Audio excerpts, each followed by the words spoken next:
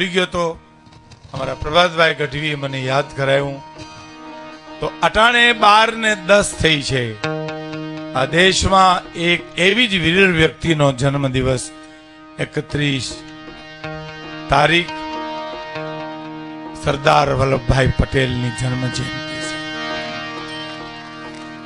લોખંડી મહાપુરુષ,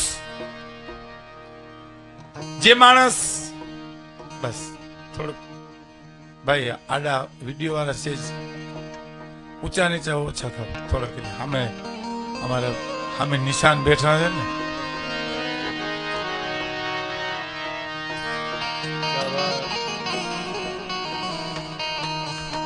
સરદાર વલ્લભભાઈ પટેલ લોખંડી મહાપુરુષ, એની ઘટના મને યાદ આવે છે.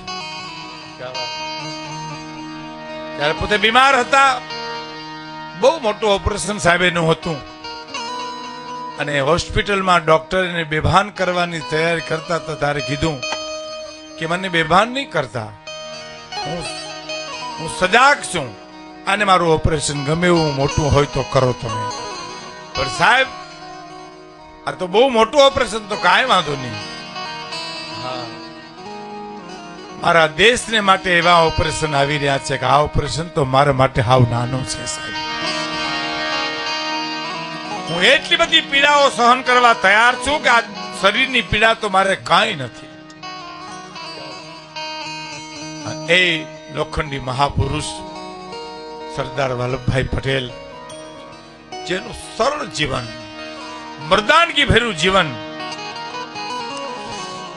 હું ઉદ્ધવજીભાઈ દાદા માટે હું કહી શકું, રામાની ચોપાઈ કહીને કે જેનો સરળ સ્વભાવ ન મન કુટિલાય, જેનો સરળ સ્વભાવ ન મન કુટિલાજી, યથા લાભ સંતોષ સદાય. જીવતરનો ને ઓટકાર હતો, જીવન જેનું સરળ હતું, એને કાયમ ને માટે સંતોષ. એને કીધું, એના જીવન ચરિત્રમાં લખ્યું છે કે જેને સંતોષ હોય એની પાસે સંપત્તિ આટા મારવાની છે સાહેબ. પણ મારે એક ઘટના કેવી છે કે આ દેશ આઝાદ થયો આપણો, તારે પહેલી સહી ભાવનગર મહારાજા કૃષ્ણકુમાર સિંહજી કરી સાહેબ. અને મારે કેવું છે કે વલ્લભભાઈ સંસ્કાર કોને કહેવાય? સંસ્કારની વાતો આપણે કરી છે, ચર્ચા ક્યારે થાય કે સરદાર વલ્લભભાઈ પટેલને કૃષ્ણકુમાર સિંહજી એમ કહે છે કે મને થોડો સમય આપો, હું સહી કરું. પેલા કે રાજ છે મારા બાપનું છે, હું સહી કરું એટલી વાત છે. દેશ આઝાદ થઈ જશે, રજવાડા ખતમ થઈ જાય, પણ મહારાણીનો જે દાયજો આવ્યો છે, કરિયાવર આવ્યો છે, એનો હું માલિક નથી. મારે એમને પૂછાવવું છે એ સંપત્તિનું શું કરવું. સરદાર વલ્લભભાઈ પટેલ ખુશ થઈ ગયા. વાહ બાપુ વાહ, સમય માગવાનો હોય તમારે. અને માણસને મોકલો અને મહારાણીને કહેવાયું કે તમારો જે દાયજો છે, કરિયાવર છે, એનું શું કરવું? રાજ તો મારા બાપનું છે, હું સહી કરું એટલી વાર છે, પણ તમારા દાયજાનું શું કરવું? મહારાણીનો જવાબ સાંભળજો સાહેબ કે મહારાજને કહી દો કે આખો જો હાથી જાતો હોય ને તો પછી એનો શણગાર ઉતારવાનો ન હોય. હાથી આખો જાતો હોય તો મહારાજ એનો શણગાર ન ઉતારે. શણગાર હોતો હાથી આપો ને તો જ રોડો લાગે. લોખંડી મહાપુરુષની આંખમાં આંસુ આવી ગયા સાહેબ કે આ અર્ધાંગના કહેવાય સાહેબ. કીધું ને કે ઓધરુજી બાપા અને રેવાબેન, એનો રોટલો બહુ મોટો છે અને બહુ સાચી. આ કેવું કહેવાની કઈ જરૂર નથી. આપ સૌ જાણો છો, એનો પરિવાર તો યથાર્થ રીતે જાણે. પણ આ ઓધરુજી બાઈનું જીવન, ઓધરુજી બાપાનું જીવન કેવું હતું? પરોપકાર હતું. બીજાને માટે બીજો આનંદ પામે, પોતાને દુઃખ પડે તો સહન કરવા તૈયાર છે. એની કવિતા સાંભળશે, એનું જીવન કેવું હતું. કે તારી શીતળ સાયામાં તો સપને સુવડાવી અને સપને તારા સંતાપીએ. તારી શીતળ સાયામાં સપને સુવડાવી સપને તારા સંતાપીએ.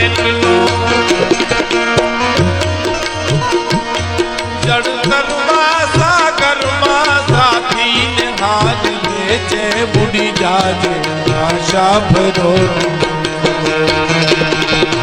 શીતલ સાયા. વારસો જાળવી રાખે જે દીકરા અને એને ચરિતાર્થ કરે તો બાપનું મન, આપની શબ્દોમાં આપના મન મોર બની થન ગાટ કરે, મોર બની થન ગાટ કરે.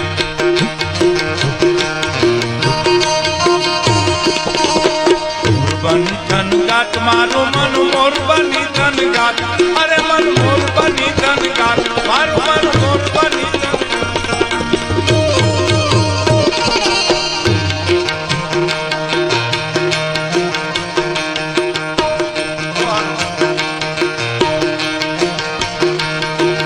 મોર બની ધન ગાત કરે, મોર બની ધન ગાત કરે, બની ધન ગાત એનું મોર બની ધન ગાત એનું મન મોર બની ધન ગાત એનું મન મોર બની ધન ગાત કરે. મોર બની ધન ગાત કરે, મોર બની ધન ગાત કરે, ધન ગાત કરે.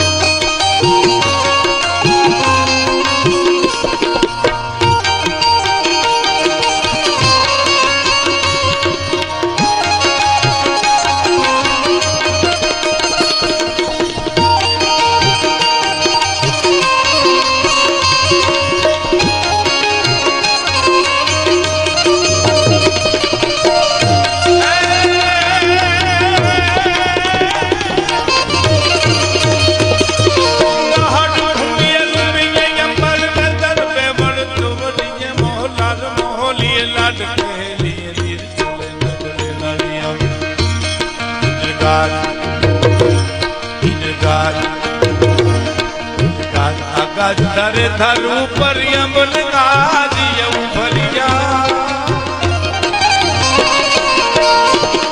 અજમાનો તો કાલા સોઈ તારી રત ભરિયા મને સોઈ તારી રત ભરિયા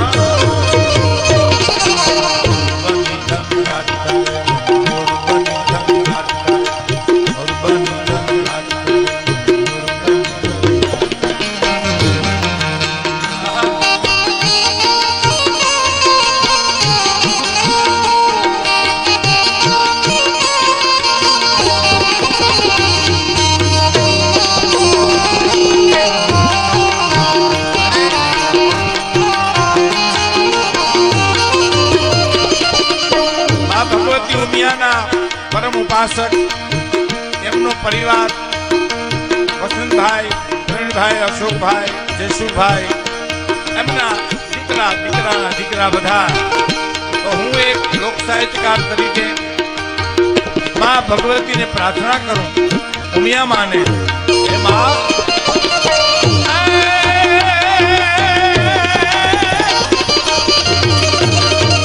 એના પરિવારમાં